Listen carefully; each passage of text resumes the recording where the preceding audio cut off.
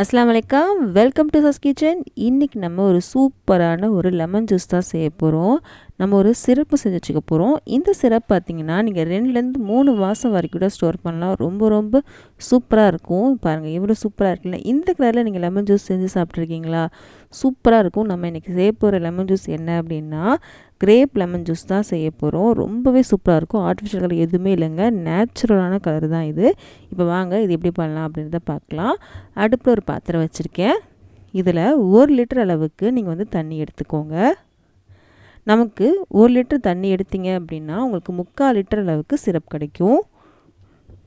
இப்போது இன்னும் 1 லிட்டர் சேர்த்துருக்கேன். மொத்தமாக 1 லிட்டர் அளவுக்கு தண்ணி சேர்த்துட்டோம். இந்த தண்ணி கொஞ்சம் சூடாகட்டும். சூடானதுக்கப்புறம் சேர்க்க வேண்டிய பொருட்கள்லாம் சேர்க்கலாம். இப்போ லைட்டாக சூடாயிருச்சு. இதில் ஒரு பெரிய துண்டு இஞ்சி சேர்த்துக்க போகிறோம். நல்லா சீவி எடுத்து வச்சுருக்கேன். தோல்லாம் சீவிட்டு கட் பண்ணி எடுத்துருக்கேன். இதை நம்ம சேர்த்துக்கலாம். நல்லா பெரிய துண்டு இஞ்சி இது. இதோட 4 ஏலக்காவை தட்டி வச்சுருக்கேன். அதையும் இதில் நம்ம சேர்த்துக்கலாம். சேர்த்துடலாம். இது தண்ணியிலேயே உள்ளே இருக்க விதைகளோடு சேர்த்துக்கோங்க. இதுக்கப்புறம் ஒரு 1/4 கப் அளவுக்கு கிரேப்ஸ் எடுத்திருக்கேன். கருப்பு கலர் கிரேப்ஸ் இருக்கு இல்லையா, அதான் நான் எடுத்திருக்கேன். அதுதான் நம்ம கலர் கொடுக்கறது தான். இங்கே பாருங்கள், இந்த கிரேப்ஸ் தான் எடுத்திருக்கேன். நீங்கள் க்ரீன் கலர் கிரேப்ஸ் கூட எடுத்துக்கலாம். அது ஒரு டேஸ்ட் கொடுக்கும். இந்த கிரேப்ஸ் எடுத்திங்கன்னா இது ஒரு டேஸ்ட் கொடுக்கும். இது ஒரு டேஸ்ட்டும் கொடுக்கும், கலரும் கொடுக்கும்.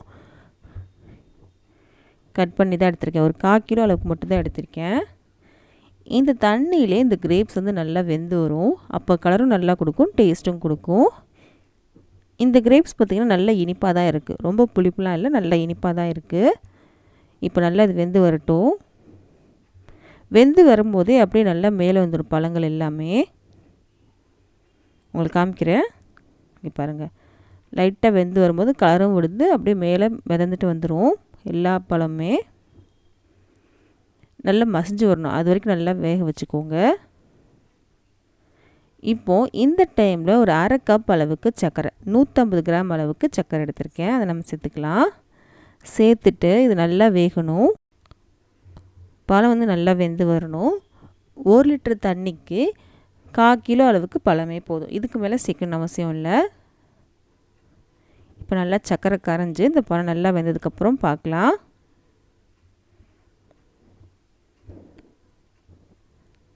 இப்போ பார்த்தீங்களா, கலர் பாருங்கள் நல்லாவே வந்துருச்சு. பழமும் நல்லாவே வெந்துருச்சு. நல்லாவே வெந்துருச்சு.